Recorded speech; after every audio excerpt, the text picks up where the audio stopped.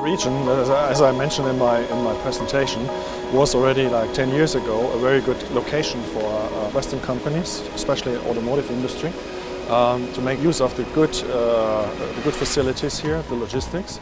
Not so far from for example, Germany, France, and other main countries.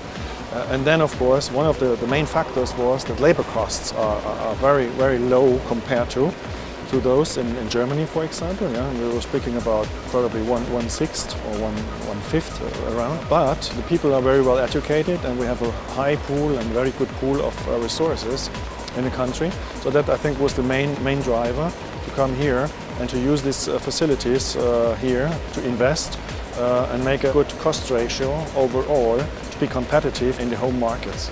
That was the starting point. Upon that, Hungary especially is very innovative, so people are creative, thinking in different dimensions, not so strict like in Germany, like one after another thing.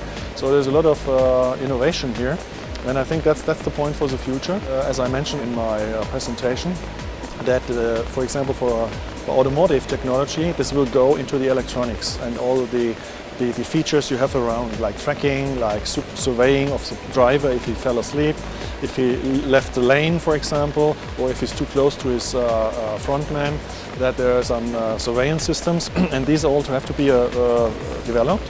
And I think Hungary and its electronics and engineering is a very good path for that.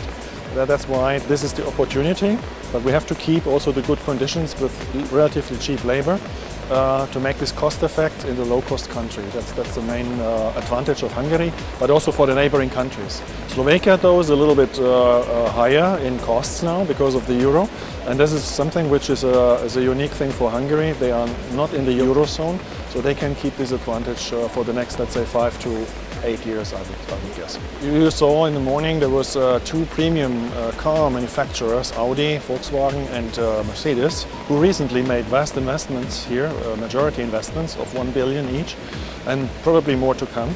Even another OEM from Germany was looking in a site location into Hungary half a year ago. That means that something must be better in Hungary than in Slovakia and the neighboring countries, because all of them, and Romania, even Romania, because they were also in the site selection criteria, but then finally Mercedes, for example, decided for Hungary.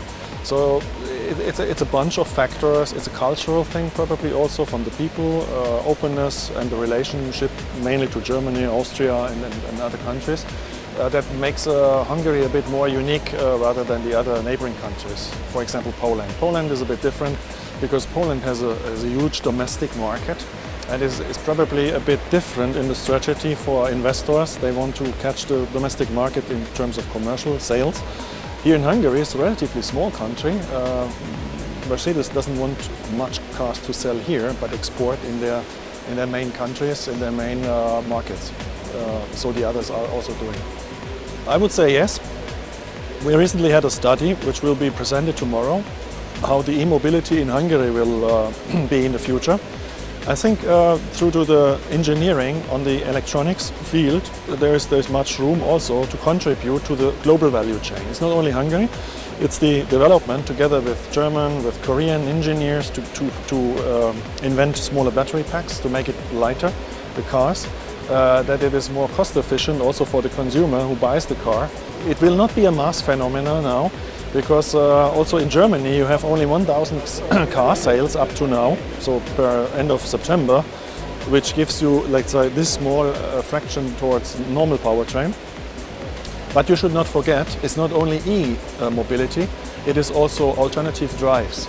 I just want to mention natural gas, natural compressed gas, which is not yet utilized, and Hungary would be perfect for that, because we have a lot of facilities for natural gas. So that's one other thing. And the hybrids, especially also for Hungary, relevant, because Hungary has a very good tax scheme, because it's not taxed. So cars with hybrids are not taxed. And I think they should make advantage also on the commercial side to further support this.